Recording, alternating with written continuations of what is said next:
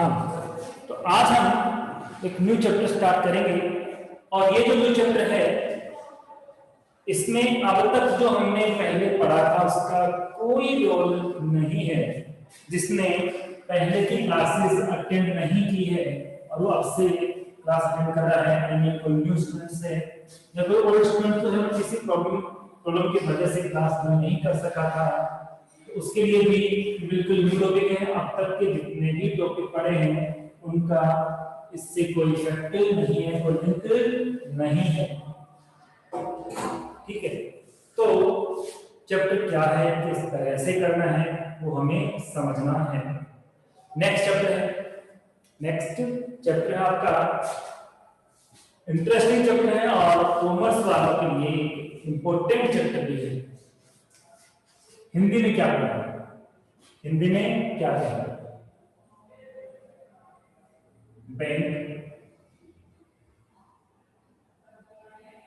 समाधान,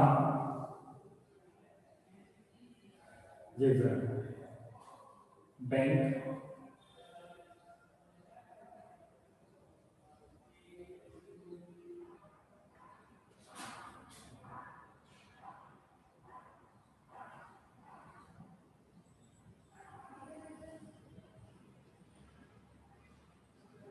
bank reconciliation statement. क्या बनेंगे? Bank reconciliation statement. I repeat, फिर से लिखता हूं क्लियरली, बैंक रिकंसिलिएशन स्टेटमेंट। क्या बोलेंगे इसको? Bank reconciliation statement. ओके, अब ये होता क्या है? पहले ये जानना है। नाम तो क्या है? बैंक समाधान विवरण, हिंदी में कहते हैं, इंग्लिश में कहते हैं बैंक रिकंसिलिएशन स्टेटमेंट। बट इसको समझने से पहले कुछ हम और काम करेंगे ताकि ये समझ में आ जाए, डायरेक्ट इस पे नहीं जाएंगे। एक एग्जांपल लेंगे जिससे आपकी समझ में आ जाएगा। देखिए, एक तो होता है बिजनेस। क्या होता है? बिजनेस। और एक होता है बैंक।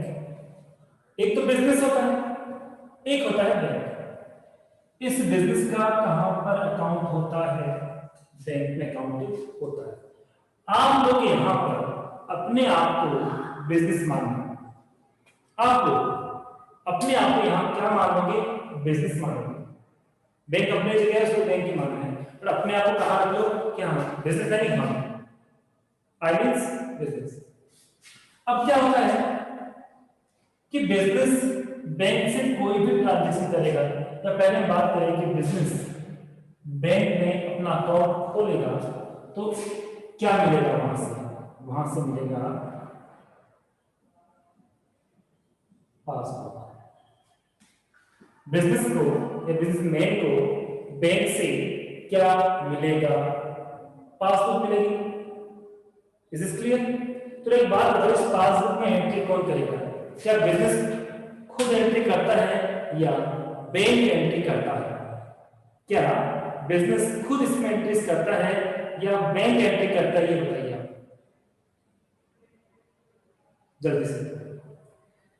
कि जो आपने देखा है कि आपके फादर का, किसी रिलेटिव का बैंक में अकाउंट होता है, तो क्या खुद अपने हाथ से एंट्री करते थे क्या, या बैंक में जाना पड़ता है? बैंक उसमें प्रिंटर से हम लोग एंट्री करते हैं, क्या ऐसा होता है क्या? संजू बिजनेस खुद नहीं कर सकता। यदि बिजनेस खुद करेगा, हाथ से डिपॉजिट कराए 1000 देगा 5 लाख 1 करोड़, कभी भी ऐसा नहीं होता है। बिजनेस से जो भी ट्रांजैक्शन करते हैं और जो बैंक से हमें पासबुक मिलती है, उस पासबुक में एंट्रीज ऑलवेज बैंक ही करेगा। हम उस पासबुक को जब भी हमें एंट्रीज करानी है हम बैंक में लेके जाएंगे, बैंक वाला प्रिंटर से क्या करेगा? आपका अकाउंट डालेगा कंप्यूटर स्क्रीन पर और प्रिंटर से सारी एंट्री किस दिन क्या क्या ट्रांजैक्शन हुआ, कितने अमाउंट का था, वो सारा सब प्रिंटर जाएगा, आप उसको प्रिंट कर दिया। तो ऑलवेज एंट्री पासबुक में कौन करता है? बैंक करता है। याद रखना। अब ये बताओ, क्या बैंक से कभी गलती नहीं हो सकती? क्या बैंक कभी मिस्टेक नहीं कर सकता? ऑब्वियसली बैंक से मिस्टेक हो सकती है। बैंक से मिस्टेक हो सकती है, भूल भी हो सकती है, या किसी काम में बैंक इन्वेस्ट भी कर सकता है। तो ये तो पता है कि इन लोगों की बैंक वाले हमारे बिजनेस को क्या देते हैं, बैंक वाले हमारे बिजनेस को पासबुक देते हैं, कहते हैं पासबुक। हम चाहते हैं कि बैंक में तो एंट्री कर दी, ठीक है, हमें भी तो पता होना चाहिए कब कब क्या भेजा, कितना नहीं भेजा, हमारे अकॉर्डिंग बैंक में कितना बैलेंस है कितना नहीं, हमें भी तो पता होना चाहिए ना। तो इसके लिए क्या होता है कि बिजनेस में, किसकी बात कर रहा हूं, बिजनेस मैन के पास क्या होता है, कैश बुक। इस कैश बुक में जो एंट्री कौन करेगा, बिजनेस करेगा, और पासबुक में एंट्री कौन करेगा, बैंक करेगा। आई रिपीट, कैश बुक में एंट्री कौन करेगा, तो कैश बुक में तो एंट्री ऑलवेज करेगा बिजनेसमैन, बट बैंक की जो पासबुक होगी उसमें एंट्री करेगा हमेशा बैंक। अब जैसे मैंने जो भी बैंक से ट्रांजैक्शन की है, आई एम बिजनेसमैन, मैंने जो भी ट्रांजैक्शन की है, जब जब बैंक से ट्रांजैक्शन किए मैंने रिकॉर्ड कर लिए, किसके अंदर रिकॉर्ड कर लिए, कैश बुक के अंदर। एंड ऑफ द मंथ मैंने बैंक गया, एंट्री कराई, एंट्री लेकर मैं पासबुक को और कैश बुक को सामने लेके बैठा। क्या किया बैठने के बाद, चेक किया कि क्या दोनों का बैलेंस सेम आ रहा है। मेरे अकॉर्डिंग मुझे पता चला कि मेरे अकॉर्डिंग बैंक में 60,000 रुपये डिपॉजिट होने चाहिए, तो पासबुक में चेक करूंगा कि क्या पासबुक भी यही बात क्लियर कर रही है कि हाँ आपका 60 है, दोनों का इक्वल आया, इसका मतलब कहीं कोई मिस्टेक नहीं है, ना हमने मिस्टेक की है ना बैंक ने मिस्टेक की है, सब कुछ सही है। बट क्या होता है, होता ही है, जनरली होता ही है कि जब हम चेक करते हैं तो कैश बुक तो कुछ और बैलेंस बताती है और पासबुक कुछ और बैलेंस बताती है, दोनों का जो अमाउंट है वो सेम नहीं होता।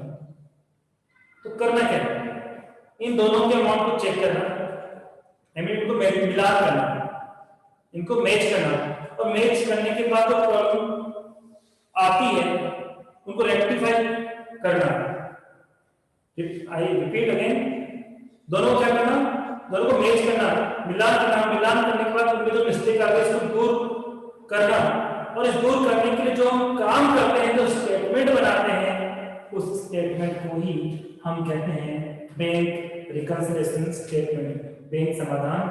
तो बैंक समाधान क्या है, क्या देखना, बैंक समाधान क्या है कि व्यापारी की, बिजनेसमैन की तो कैश बुक और बैंक की पासबुक में मिलान करने और पाई गई अशुद्धियों को दूर करने के लिए जो स्टेटमेंट बनाया जाता है, उस स्टेटमेंट को ही बैंक समाधान विवरण कहते हैं। कि जो जो रीजन हुआ, क्या रीजन रहा कि दोनों में डिफरेंस आया, तो पहले रीजन पता लगाएंगे और उसके बाद हम इसको रेक्टिफाई भी करेंगे। तो इसके लिए हम स्टेटमेंट बनाएंगे, फॉर्मेट बनाएंगे, उस फॉर्मेट को ही हमें कहना क्या है, बैंक समाधान विवरण कहना है, बैंक रिकंसिलिएशन स्टेटमेंट कहना है। समाधान का मतलब हिंदी में आप जानते हैं समस्या का समाधान कर देना।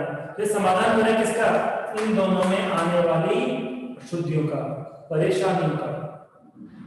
क्या आपके बैंक समाधान विवरण का, I mean bank reconciliation statement का मीनिंग समझ में आ गया है? मैं लिखा है लेकिन बोला है, अब मैं बताऊंगा आपको कि आपके बैंक रिकंसिलिएशन स्टेटमेंट का मीनिंग समझ में आ गया है। रिप्लाई सभी करना, एक नहीं, और शॉर्ट में इसको होती है BRS, शॉर्ट में इसका बोलेंगे इसको BRS कहेंगे। तो देखिए मैं एक हिंदी में लिखा हूं, एक लैंग्वेज लिख रहा हूं, ध्यान देना, और आपको लगे कि मुझे लिखना है तो आप स्क्रीनशॉट ले लेना।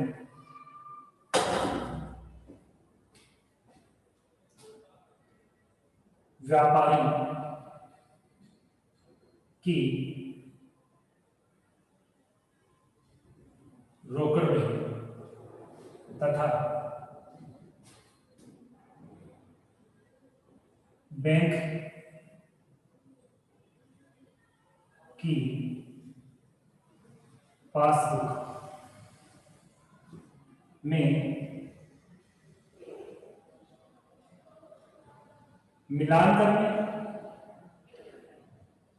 तथा पाई गई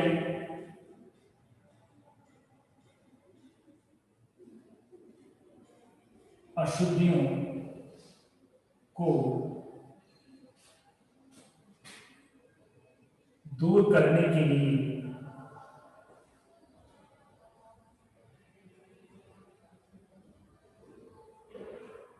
बनाया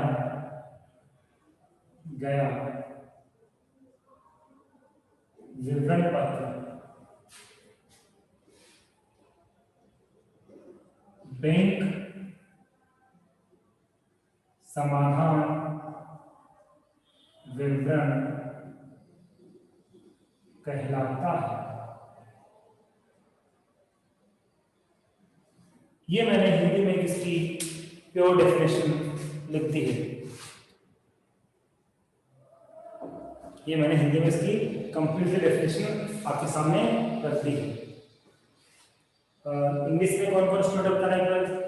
इंग्लिश मीडियम स्टूडेंट और वाइड बिना समझ जाऊंगा। इंग्लिश मीडियम स्टूडेंट कौन कौन है?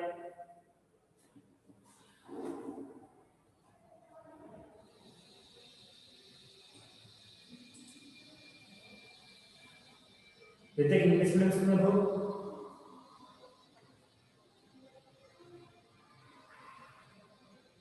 चलो कोई, हम आपको इंग्लिश के अंदर भी बताता हूं, कि बैंक रिकंसिलिएशन स्टेटमेंट क्या होता है। Bank reconciliation statement is a statement in which bank reconciliation statement is a statement in which errors which are finding when the cash book and the passbook are merged। Clear कि cash book और passbook को match करते time पे जो mistake find out होती है, उन mistake को फाइंड आउट करने के बाद उनको रेक्टिफाई करने के लिए जो स्टेटमेंट हम लोग रेडी करते हैं, प्रिपेयर करते हैं, this is known as bank reconciliation statement. Clear? I repeat, cash book और पासबुक को मैच करने, उसके बाद मिस्टेक फाइंड आउट होती है उसको रेक्टिफाई करने, और रेक्टिफाई करने के लिए जो हम स्टेटमेंट प्रिपेयर करते हैं तो स्टेटमेंट को ही हम क्या कहते हैं? This statement known as bank reconciliation statement. क्या आप समझ में आएंगे इस डेफिनेशन सबकी? रिप्लाई में क्या सबके डेफिनेशन अब समझ में आ गई है? ऑल सब बताइए। हाँ, योग्यता समझ में आ गया आपके डेफिनेशन? गुड। लेकिन डेफिनेशन का यहाँ पे इतना रोल नहीं है, मेन जो काम है ये कैसे बनाते हैं, how to rectify the errors, जो एरर आती है उनको किस तरह से हमें रेक्टिफाई करना है, उसका स्टेटमेंट क्या बनेगा, कैसे नहीं बनेगा, हम उनकी बात कर लेते हैं। अब देखिए,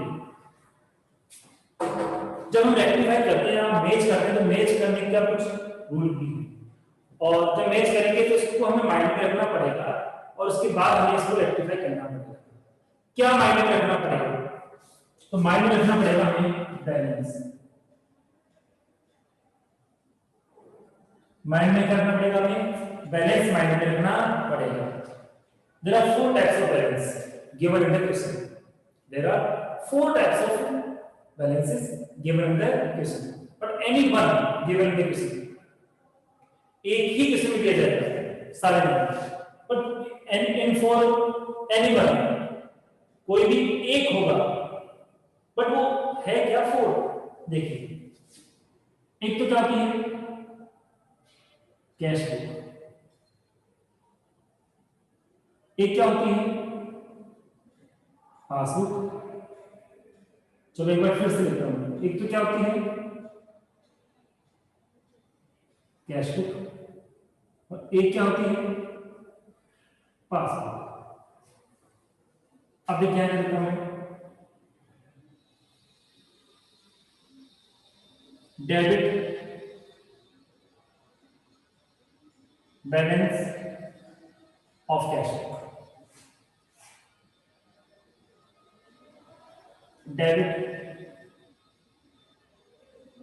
balance of passbook, credit balance of cash book, credit balance of passbook. इतने से लिखने का रीजन क्या है? तो मैंने भी कहा था कि 4 तरीके के बैलेंस आपको क्वेश्चन में दिए हो सकते हैं। कितने तरीके के? 4 तरीके के बैलेंस आपको क्वेश्चन में दिए हो सकते हैं। या तो क्वेश्चन में क्या दिया गया होगा, debit balance of cash book, cash book का डेबिट बैलेंस आपको दिया गया होगा, ठीक है? नहीं तो फिर डेबिट बैलेंस ऑफ पासबुक हो सकता है, ये भी नहीं है, वही बात नहीं। Credit balance of cash book हो सकता है, नहीं है तो फिर कौन सा है? ये। इनमें से होगा तो कोई एक, ऐसा नहीं 4 में से एक नहीं है। Any one is must given in the compulsory way में आपको एक तो दिया ही जाएगा इन 4 में से। तो आपसे पूछते हैं कितने तरीके के बैलेंस होते हैं, तो कितने तरीके के बैलेंस होते हैं? 4 तरीके के बैलेंस होते हैं, आपको ऑलवेज दिमाग में रखना है। Debit balance of cash book हो सकता है, डेबिट बैलेंस ऑफ पासबुक हो सकता है, credit balance of cash book हो सकता है, और क्रेडिट बैलेंस ऑफ पासबुक भी हो सकता है, कोई भी हो सकता है। और जो रूल्स हैं वो इन बैलेंस के अकॉर्डिंग ही हमें अप्लाई करना है। जो भी हम बैंक रिकंसिलिएशन स्टेटमेंट बनाएंगे तो इन बैलेंस के अकॉर्डिंग ही रूल्स हमें अप्लाई करने हैं, ठीक है? अब आगे क्या करना है, इनको मैं अलग अलग पेयर्स में रखता हूं। Debit balance of cash book, debit balance of passbook. इस केस में ऑलवेज हमें कौन से रूल्स यूज करने हैं? हमें यूज करने हैं जनरल रूल्स। कौन से रूल्स यूज करने हैं? हमें ऑलवेज जनरल रूल्स यूज करने हैं। तो कब यूज करना है जनरल रूल्स? किसमें क्या देखना है? डेबिट बैलेंस किसी का भी हो, कैश बुक का है तब भी जनरल बैलेंस, पासबुक का डेबिट बैलेंस है तब भी general balance. But debit balance नहीं है, क्रेडिट बैलेंस है, तो रूल्स कौन से अप्लाई होंगे? तो रूल्स होंगे अप्लाई कौन से? Opposite rule. कौन से रूल अप्लाई होंगे? अपोजिट रूल अप्लाई होंगे। तो अब मैं वापस से पूछूंगा, कब तो जनरल रूल्स अप्लाई होंगे और कब अपोजिट रूल्स अप्लाई होंगे? और अप्लाई भी होगा कि किसी का भी डेबिट बैलेंस है तो बीआरएस बनाते समय, बैंक रिकंसिलिएशन का स्टेटमेंट बनाते समय हमें जनरल रूल्स ही यूज करने हैं। बट क्रेडिट बैलेंस गिवन है तो बैंक रिकंसिलिएशन स्टेटमेंट बनाते समय हमें अपोजिट रूल्स अप्लाई करने होंगे। अब आपके दिमाग में क्वेश्चन आएगा कि सर ये जनरल रूल्स तो क्या है और ये अपोजिट रूल्स क्या है? जनरल रूल्स क्या होते हैं और अपोजिट रूल्स क्या होते हैं, ये आपके दिमाग में क्वेश्चन भी आएगा, ठीक है? तो अब मैं बताता हूं आपको कि जनरल रूल्स क्या कहता है, इस रूल्स में हमें क्या करना चाहिए, फिर मैं बताऊंगा कि अपोजिट रूल्स में क्या करना चाहिए। चलो पहले बात कर लेते हैं जनरल रूल्स। हिंदी में तो क्या कहेंगे आप जानते हो? सामान्य नियम। इसको क्या बोलेंगे? विपरीत नियम। सामान्य नियम और विपरीत नियम। अब ये है क्या, तो उसको भी समझ लेते हैं। सामान्य नियम मतलब हमें बैंक को फॉलो करना है। किसको फॉलो करना है? बैंक को। हमें क्या मानना है, बैंक इज ऑलवेज राइट, कि बैंक जो कर रहा है, बैंक ने जो पास में एंट्री कर दी वो बिल्कुल करेक्ट है, कोई मिस्टेक नहीं की है। मिस्टेक जो की है वो हमने की है, बैंक ने कोई मिस्टेक नहीं की है। ऐसा कब मानना है, जब बैलेंस कौन सा होगा, जब डेबिट बैलेंस होगा। इसका मतलब यदि पासबुक में हमारा बैलेंस ज्यादा है तो हम भी क्या करेंगे, ज्यादा ही करेंगे। पासबुक के अंदर हमारे बैलेंस कम दिखाया जा रहा है तो हम भी कम ही करेंगे। बैंक में प्लस है तो हमें भी प्लस करना है, बैंक में माइनस है तो हमें भी माइनस करना है। तो जैसे जैसे बैंक जा रहा है वैसे वैसे हम भी जाएंगे, तो वो कौन सा रूल हो जाएगा, वो सामान्य रूल हो जाएगा, यानी भेड़चाल। कौन सी है, भेड़चाल में क्या होता है, एक भेड़ जब चलती है दूसरी भेड़ उसके पीछे चलती है, क्या ये सही होगी। तो जनरल रूल्स में किसको फॉलो करते हैं, बैंक को। कोई भी ट्रांजैक्शन है हमने तो रिकॉर्ड नहीं किया, रिपीट, कोई ट्रांजैक्शन हमने रिकॉर्ड नहीं किया, हमारी कैश बुक में हमने लिखा ही नहीं, बैंक में लिखा हुआ है तो हम भी लिखेंगे। बैंक में नहीं लिखा और हमने लिख दिया तो हटा देंगे। हमें तो बैंक के अकॉर्डिंग करना है, तो बिल्कुल बिट्टू सेम टू सेम बैंक की तरह चलना, बैंक को फॉलो करना, वो रूल्स कौन से हैं, जनरल रूल्स। तो जनरल रूल्स कब अप्लाई होंगे, जब डेबिट बैलेंस होगा। कब अप्लाई होंगे, जब डेबिट बैलेंस होगा, किसी का भी हो सकता है।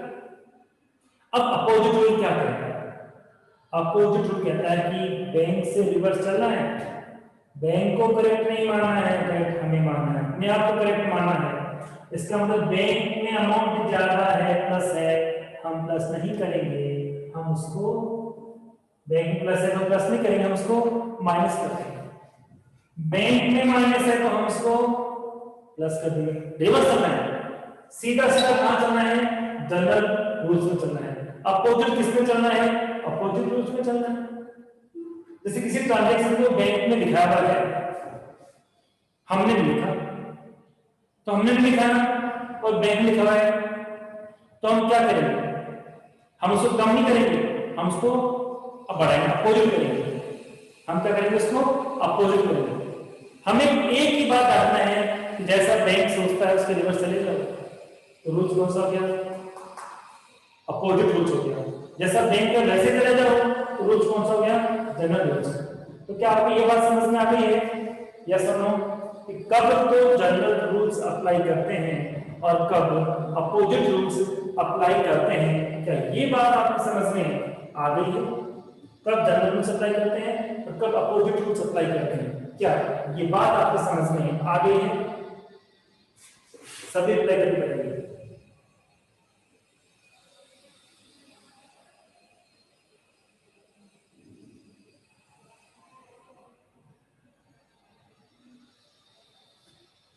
अब ये जो रूल्स है ना, ये जब हम लोग प्रैक्टिकल क्वेश्चन करेंगे ना, तो आपको अपने आप पता लग जाएगा कि अच्छा ये कहानी है, ये स्टोरी है, ऐसा करते हैं, अभी कर लेंगे। अकाउंट्स के रूल है, जब थ्योरी पढ़ते हैं, जब तक हम थ्योरी पढ़ते हैं तब तक कहीं ना कहीं थोड़ा सा लगता है कि ये कैसे करना है, कैसे होगा, कैसे नहीं होगा। पर जैसे ही एक तो प्रैक्टिकल में करा दूंगा, एडोटेड था, ये कांसेप्ट था, तो अभी उसको रिलेट करेंगे न्यूमेरिकल क्वेश्चन से, तो आपकी समझ में आ जाएगा, कोई दिक्कत नहीं। अब मैं आपको फॉर्मेट बता रहा हूं बैंक रिकंसिलिएशन स्टेटमेंट का।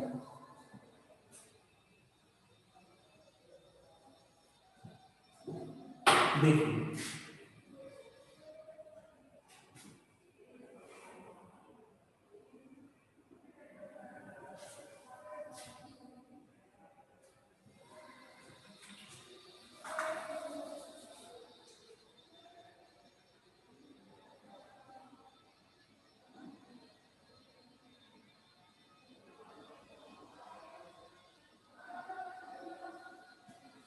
बस ये फॉर्मेट है बैंक रिकंसिलिएशन स्टेटमेंट, ये कुछ भी नहीं है। फर्स्ट जो कॉलम होगा एज यूजुअल पार्टिकुलर्स का होगा, देन ये तो जो कॉलम है कंबाइंड हेडिंग तो आएगी अमाउंट, यहाँ आएगा तो डिटेल, और यहाँ आएगा टोटल। ये इतना सा फॉर्मेट है इसका, बस और कुछ भी नहीं है। वीआरएस का इतना छोटा सा फॉर्मेट है, पर्टिकुलर्स अमाउंट, अमाउंट के 2 कॉलम बना दो, खत्म। Is this clear? अब देखो, जब ये बनाना स्टार्ट करेंगे तो मैंने थोड़ी देर पहले कहा था कि जब भी BRS I mean bank reconciliation statement banana start करेंगे, सबसे पहले हमें बैलेंस की नीड होगी। किसकी नीड सबसे पहले होगी? तो आंसर क्या है? जब तक बैलेंस नहीं है हम बैंक रिकंसिलिएशन स्टेटमेंट स्टार्ट ही नहीं कर सकते हैं। इसलिए सबसे पहले हम सर्च करेंगे, सबसे पहले हम लोग सर्च करेंगे कि बैलेंस है या नहीं है। पहले वो सर्च करेंगे, मिल गया फिर उसके अकॉर्डिंग रूल्स हमें अप्लाई करना है कि पॉजिटिव रूल्स लगाना है या नेगेटिव रूल्स लगाना है। तो यहां मान के चलते हैं, कोई भी एक बैलेंस मान के चलते हैं, बाकी अपने आप समझना जाएगा। हम मान के चलते हैं debit balance as per cash book. हमने किसका बैलेंस मान के क्वेश्चन किया है? Debit balance of cash book हम मान के क्वेश्चन कर रहे हैं। रिपीट, हम क्वेश्चन क्या मान के चल रहे हैं कि क्वेश्चन में कौन सा बैलेंस दिया हुआ है? डेबिट बैलेंस दिया हुआ है। किसका दिया हुआ है? कैश बुक का। जैसे भी लाइन में चार में से कोई काम यहां पे आएगी। डेबिट बैलेंस ऑफ पासबुक भी हो सकता है, credit balance of cash book भी हो सकता है, और क्रेडिट बैलेंस ऑफ पासबुक भी हो सकता है, बट कोई एक होगा। अमाउंट किस जगह है? ये जो मैं क्लोज लगा रहा हूं उसका अमाउंट यहां पे है। अब सबसे पहले तो बताओ कि रूल्स कौन से लगाओगे? पॉजिटिव लगाओगे, आई मीन जनरल रूल्स लगाओगे, या अपोजिट रूल्स लगाओगे? बताओ। ये कंडीशन है कि हमें debit balance of cash book given है, तो कौन से रूल्स आप लगाओगे, कौन से यूज करोगे रूल्स? जल्दी बताइए।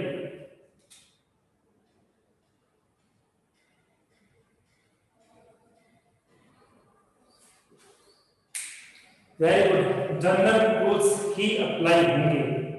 मैंने कहा था डेबिट बैलेंस किसी का भी हो, आपको रिपीट, डेबिट बैलेंस किसी का भी हो, आपको यूज करना है जनरल रूल्स।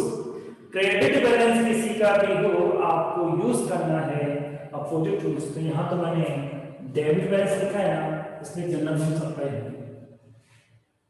अब मैं समझाऊंगा कि ऐसे कौन कौन से ट्रांजैक्शंस हैं जो जनरली हमें बैंक रिकंसिलिएशन स्टेटमेंट में लिखे जाते हैं। सेम से हैं जो बैलेंस से बाहर को ले रहे हैं कि बाहर आता है वेल्थ इन्वेस्ट करें। अब कुछ ट्रांजैक्शन को आपको क्या करना है? ऐड करना है, और कुछ ट्रांजैक्शन आपको लेस करना है। कुछ आपको ऐड करना है और कुछ आपको लेस करना है। अब देखो, मैं कुछ ट्रांजैक्शन लिखूंगा, लिखने के बाद उनको समझाऊंगा। होगा इंग्लिश में ही, हिंदी में नहीं होगा। फिर से कह रहा हूं, होगा इंग्लिश में ही, हिंदी में नहीं होगा। देखिए, जैसे मैं कुछ लिखता हूं कि check issued but not yet presented for payment। पहले समझा लैंग्वेज तो क्या है? Check issued but not yet presented for payment. क्या मतलब? मैं बताता हूं क्या मतलब। आप से मैंने कुछ परचेज किया, या आप मेरे एम्प्लॉय हो, आपने कहा सर सैलरी दीजिए, सैलरी का मैंने चेक काट के आपको दे दिया। अब क्या होता है, कोई भी चेक है वो 3 मंथ के लिए वैलिड होता है। कितने महीने के लिए वैलिड होता है? 3 महीने। 3 महीने बाद वो किसी काम का नहीं होता। मैंने आपको आज चेक दिया, तो जरूरी है कि आप आज ही जाकर पैसे निकालो? कोई जरूरी नहीं। जब आपको विदिन 3 मंथ्स को नीड होगी तभी आप करोगे। बट अकाउंटिंग रूल क्या कहता है? अकाउंटिंग रूल कहता है कि अगला तो कभी भी निकाले, उससे कोई मतलब नहीं है। आप एंट्री कब करोगे? जिस दिन आपने उसको चेक दिया है। इसका मतलब हम तो यही मान के चलेंगे कि हमने उसको चेक दिया है और उसने बैंक से पैसे निकाल लिए हैं। तो मैंने आपको उसको ए है, ए को चेक दिया, किसको दिया? ए को चेक दिया, और हमने चेक दिया तो हमने यहाँ पर क्या किया?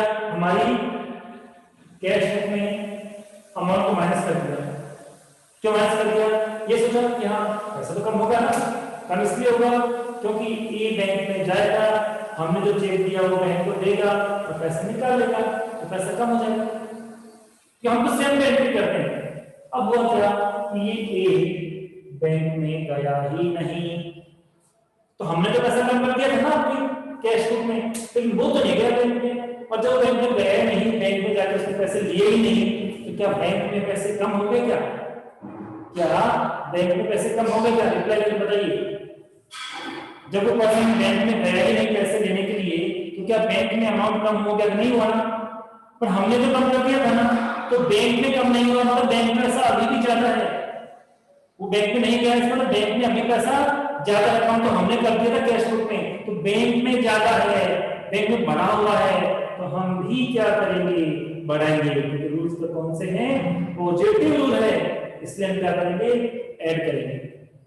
क्या बात समझ में आ गई? बैंक में पैसा अभी ज्यादा है। क्यों ज्यादा है? क्यों ज्यादा है? क्योंकि वो पर्सन अभी वहां गया ही नहीं है, हमने कम कर दिया था। तो मैंने कहा जनरल रूल्स में तो बैंक को फॉलो करते हैं। बैंक में जब अमाउंट बढ़ा हुआ है तो हम भी उसको बढ़ा देंगे, इसलिए हमने इसको ऐड किया है। तो इंग्लिश में करूंगी चेक इशूड। इशूड तो दे देना, जारी कर देना। Check issued but not yet, लेकिन नॉट येट यानी अभी तक, अभी तक लग जाएंगे अभी तक, but not yet presented for payment, अभी तक पेमेंट के लिए वो इंसान बैंक में गया ही नहीं है, तो वहां तो पैसा अभी बढ़ा हुआ है, हमने कम कर दिया था, तो हम भी क्या करेंगे? बढ़ा देंगे। अब लेस लिखता हूं, check deposited into bank but not yet collected by, हमें किसी से चेक मिला, हमें किसी और ने चेक दिया, हम पैसे मांगते थे, उसने हमें चेक दिया, हमने क्या किया? उस चेक को बैंक में डिपॉजिट करा दिया। जैसे ही हमने चेक बैंक को दिया, हमने हमारे कैश बुक में एंट्री की कि हाँ पैसे बढ़ेगा, हमने चेक हमारे अकाउंट में डाला है तो पैसा बढ़ेगा, हमने सेम डे क्या किया? एंट्री कर दी और हमारे कैश बुक में बैलेंस को बढ़ा दिया। लेकिन क्या हुआ? सपोज को संडे आ गया, कोई छुट्टी आ गई, संडे आ गया, छुट्टी आ गई, तो बैंक तो बंद रहता है ना।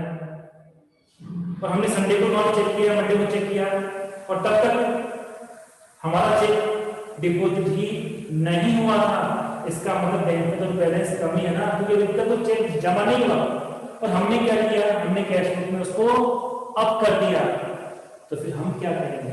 हम बढ़ाएंगे या कम कर देंगे? दोबारा समझो। हमें चेक मिला, मुझे चेक मिला, मैंने उसको बैंक में जमा करा दिया, डिपॉजिट करा दिया। कोई भी चेक है उसको क्लियर होने में 3 दिन लगते हैं, याद रखना, किसी भी चेक को क्लियर होने में 3 दिन का समय लग सकता है। मैं तो आज एंट्री कर दी, यहाँ जमा हो गया, जमा हुआ 3 दिन बाद, और अपना महीना 31 का था, वो तो निकल चुका, अगला मंथ स्टार्ट हो गया। ये बनेगा मानो 30 अप्रैल को बना रहा हूँ, कब बना रहा हूँ? 30 अप्रैल को। और चेक में डिपॉजिट कब कराया? 30 अप्रैल को। पर 30 अप्रैल को डिपॉजिट हुआ ही नहीं, वो 3 दिन बाद हुआ, मई में हुआ, अप्रैल में तो नहीं हुआ ना। तो अप्रैल में मुझे वापस क्या करना पड़ेगा? बैंक में अमाउंट कम है तो मुझे वापस से बैंक रिकंसिलिएशन स्टेटमेंट बनाते समय कम ही करना पड़ेगा। तो वहां कम, हमें भी कम करना पड़ेगा। क्यों करना पड़ेगा? क्योंकि रूल्स कौन से हैं? जनरल रूल्स हैं। ठीक है, बाकी इसको हम लोग कल पढ़ेंगे। ठीक है, कल ये फॉर्मेट पूरा जाएगा और प्रैक्टिस स्टार्ट कर देंगे। ठीक है, इसके रूल्स को प्रॉपर्ली आप पढ़ के आना, समझ के आना, और अपनी कॉपी में होमवर्क टाइम टू टाइम करते रहना ताकि आपको प्रॉब्लम ना आए। Thank you so much.